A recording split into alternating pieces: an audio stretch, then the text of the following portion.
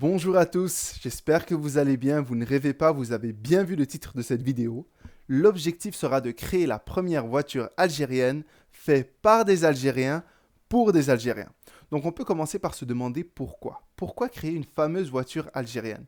Tout simplement parce qu'en Algérie, il n'y a pas d'industrie automobile forte. On dépend de constructeurs étrangers, que ce soit Fiat, Renault, Peugeot, et ça c'est complètement inacceptable. Il faut savoir qu'en Tunisie, ça existe déjà, ils ont une compagnie automobile, Wallis Car. Au Maroc aussi, avec Neo Motors. Et il y a aussi des pays subsahariens, dans la Côte d'Ivoire et le Nigeria, où voilà, ça existe déjà. Ils ont aussi leur compagnie automobile. Donc, c'est pas quelque chose de nouveau. On n'est pas en train de réinventer la roue, sans mauvais jeu de mots. Donc, clairement, c'est quelque chose de faisable. Maintenant, quel est l'objectif avec cette fameuse voiture? C'est facile, c'est simple. Deux mots. Fiabilité, abordabilité. On veut une voiture fiable qui va tenir des milliers et des milliers de kilomètres et une voiture abordable pour l'Algérien moyen. Ça, c'est très important. Maintenant, pour le design de la voiture. Quel design on va choisir? Moi, j'ai opté pour un design un peu plus compact. Donc, de type Toyota Yaris hatchback. Donc, c'est une voiture 4 portes, compacte. Voilà, on pourra se faufiler dans le trafic, on peut facilement stationner avec dans les centres-villes où il y a beaucoup de voitures. Donc, je pense que ça, c'est adapté pour le mode de vie d'un Algérien moyen. Maintenant, pour l'emplacement, où on va s'installer en Algérie, je pense que le meilleur site, ce sera à Oran. Pourquoi Oran? C'est déjà un site portuaire. En plus de ça, c'est un site industriel. Et il y a aussi d'autres compagnies automobiles qui sont installées dans les environs, notamment Fiat. Donc je pense qu'on va trouver plein de ressources. Ça va être beaucoup plus facile de s'installer là-bas. Donc je pense que Oran, ce sera le meilleur endroit pour s'installer. Maintenant, concernant le sourcing des pièces, c'est très simple. Plus la pièce est importante et plus on va mettre de budget. Par exemple, le moteur, la transmission, je vous donne un petit indice. On va essayer d'aller chercher du Toyota. Voilà, c'est la crème de la crème. C'est peut-être une des meilleures compagnies au monde. Donc, plus la composante est importante, moteur, transmission, Toyota, et moins la composante est importante, par exemple, je dis n'importe quoi, la radio, voilà, c'est pas grave qu'on va la chercher en Chine ou en Inde, c'est pas la fin du monde. C'est juste une radio, bon, le son, c'est. Voilà. Pour une voiture à petit budget, voilà, il faut couper des coûts. Donc, plus les composants sont importantes et plus on va mettre de budget, moins c'est important, plus voilà, on va réduire les coûts à ce niveau-là. Maintenant, voilà, on parlait de prix. Pour le fameux prix de la voiture. Initialement, j'aurais aimé avoir la voiture sous la barre des 10 000 euros, mais je pense que ce ne sera pas possible avec le niveau de qualité qu'on essaye d'apporter. Ce sera plus peut-être autour des 12 000 euros, 12 500 euros. Mais voilà, je sais que c'est cher, mais pour les réalités de l'Algérie en ce moment et le marché, c'est des voitures pour la qualité. C'est voilà, un prix très raisonnable. Il faut savoir que la voiture va garder de sa valeur. Si c'est fiable, elle va se revendre.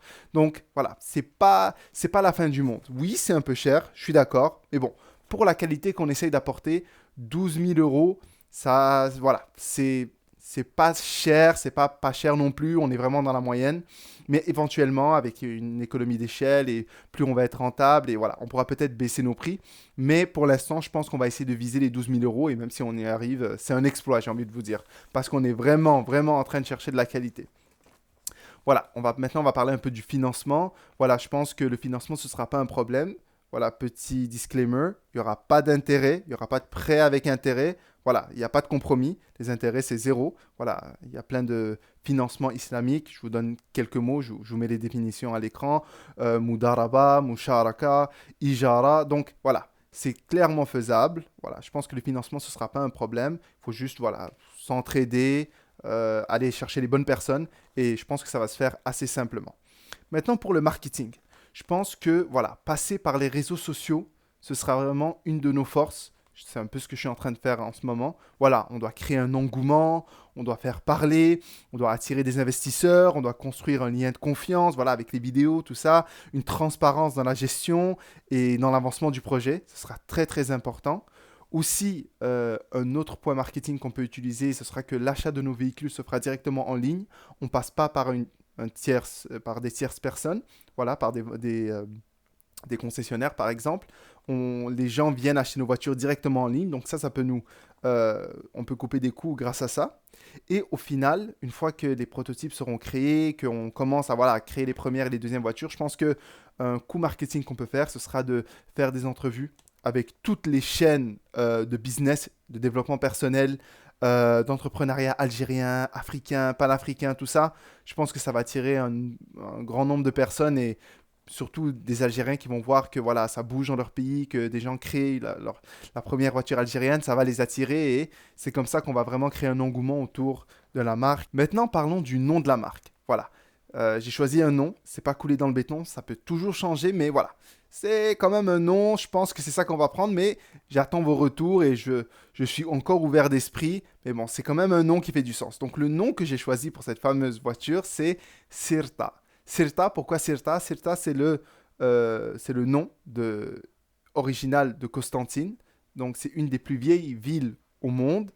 Voilà, je pense que ça a un peu un côté retour aux sources. Voilà, Sirta, c'est un nom qui sonne bien. Ça ressemble à Toyota, Honda, Mazda, Kia. Il y a beaucoup de voitures qui finissent en A, donc ça fait du sens. Et en plus de ça, le C de Sirta, parce que ça va s'écrire avec un C, ressemble à un croissant de lune. Donc le croissant de lune qui rappelle le drapeau de l'Algérie. Voilà, on peut mettre une étoile à côté. Donc voilà, il y a quelque chose, il y a quelque chose. Donc je pense que c'est un bon nom pour la marque. Voilà. Je vous donne un exemple. S'il y a un Français qui achète une Cirta, il va te dire oh, salut Jean-Rémy, as-tu acheté ta Cirta? Oui, genre, ça sonne bien. Donc je pense que ça fait du sens comme nom. Ça peut toujours changer. Mais je pense que Cirta, c'est le nom qu'on va prendre pour cette fameuse voiture. Maintenant, pour les blocages principaux de ce projet, qu'est-ce qui va nous empêcher de réussir? Honnêtement, vous l'aurez deviné, je pense que le premier blocage, en tout cas le blocage principal, ce sera au niveau administratif. C'est là, je pense, qu'on aura le plus de problèmes. Mais sachez que le gouvernement n'est pas notre ennemi, c'est notre ami. On est là ensemble pour régler ce problème, pour essayer de faire avancer notre projet. Donc il faut vraiment avoir une logique d'aller main dans la main et d'essayer d'aller ensemble pour faire en sorte que ce projet réussisse. C'est très important le mindset. Donc voilà, il faut vraiment s'assurer d'avoir le soutien de l'État. Je pense que sans le soutien de l'État, ce projet sera très très très compliqué. Donc voilà. Il faut s'assurer de s'entretenir plusieurs fois avec l'État, leur expliquer le projet, leur expliquer que notre objectif à long terme, ce sera de créer des emplois, de transférer le savoir-faire, faire en sorte que l'Algérie soit indépendante d'un point de vue technologique et de créer vraiment une industrie automobile en Algérie. Donc je pense que si on arrive à leur expliquer notre objectif et qu'ils comprennent c'est quoi nos ambitions, je pense qu'ils vont tout faire pour nous aider parce que c'est déjà maintenant la logique actuelle du gouvernement algérien. Donc je pense que ça va jouer en notre faveur. Maintenant, quels sont les objectifs à court terme? En gros, à court terme, l'objectif, ce sera d'offrir une voiture algérienne de qualité. C'est aussi simple que ça. Si on arrive juste à offrir une voiture algérienne de qualité, on a tout gagné. On peut, mettre Made in Algeria, on peut l'appeler la DZ1, DZ1, DZ2, DZ3, comme par exemple Audi Q5, Audi Q7 ou, je sais pas moi, BMW X1, X2, voilà. On peut faire la même chose. Aussi, un autre objectif, ce serait de lancer le début d'une industrie en Algérie. Ça serait un écosystème, ce serait incroyable. Un autre objectif à court terme, ce serait de commencer par du CKD, Completely Knockdown. En gros, on importe des pièces de l'étranger et on les assemble en Algérie, mais des pièces complètement détachées. Voilà, c'est pas une voiture. Voilà, on importe le moteur d'ici, la transmission de là, les roues d'ici. Voilà.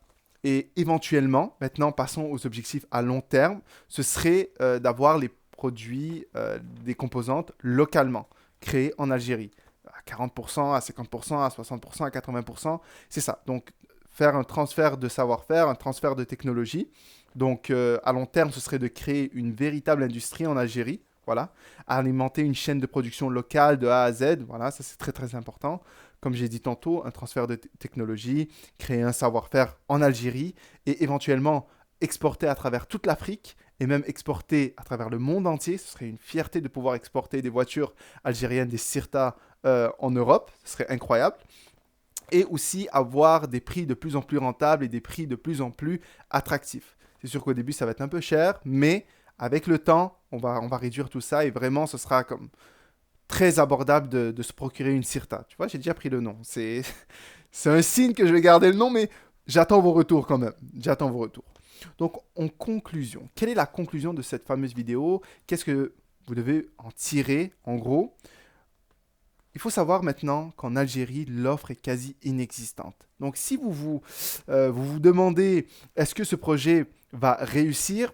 Je ne veux pas dire que c'est sûr que ça va marcher, on dit Inch'Allah, bien évidemment, mais sachez que, en fait, il n'y a pas d'offre en Algérie. La demande est trop forte. Si tu arrives à produire une voiture, tu n'as même pas besoin de te poser la question, est-ce que les gens vont acheter? Les gens vont acheter à 100%. Le problème ou la difficulté va être au niveau de l'exécution. Et est-ce que le projet sera possible de mettre en exécution ou non? Mais si le projet se met en exécution et on arrive à sortir nos voitures, c'est fini. Ne vous inquiétez pas, on trouvera des clients. Parce que la demande est beaucoup trop forte. Et c'est pour ça que les prix sont très très très élevés. Donc c'est ça. Et sachez que je m'inspire de d'autres compagnies automobiles qui existent déjà. Donc ça, c'est un boost pour moi. Quand j'ai su que ça existait déjà en Afrique, je me suis dit tout simplement, pourquoi pas nous? L'Algérie, on n'a rien à envier aux autres pays. On peut clairement le faire aussi. Et c'est ça qui m'a donné l'envie de créer ma propre voiture en Algérie. Quand j'ai vu que ça n'existait pas en Algérie, je me suis dit non, c'est pas possible. Il faut absolument le faire. Et aussi, pour terminer, sachez que j'ai créé un Discord, je mets le lien en description. Voilà, participez au projet. Si vous avez des suggestions, si vous voulez parler avec moi, voilà, je suis disponible. Si vous voulez contribuer un peu plus et voilà, savoir un peu au jour le jour comment le projet évolue, venez rejoindre le Discord parce que les vidéos, ça prend un peu de temps à mettre en ligne. Donc, je vous dis merci d'avoir écouté la vidéo. Ça a été vraiment un plaisir. J'espère que ça vous a plu. J'espère que vous avez appris dans cette vidéo. J'espère que vous partagez mes ambitions et que vous partagez aussi mon projet. Et voilà, si vous voulez me rejoindre, si vous voulez discuter avec moi, n'hésitez pas, le lien est dans la description. Rejoignez le Discord, vous êtes plus que la bienvenue. Donc voilà, je vous dis à très bientôt et je vous dis à la prochaine, Inch'Allah, pour d'autres vidéos.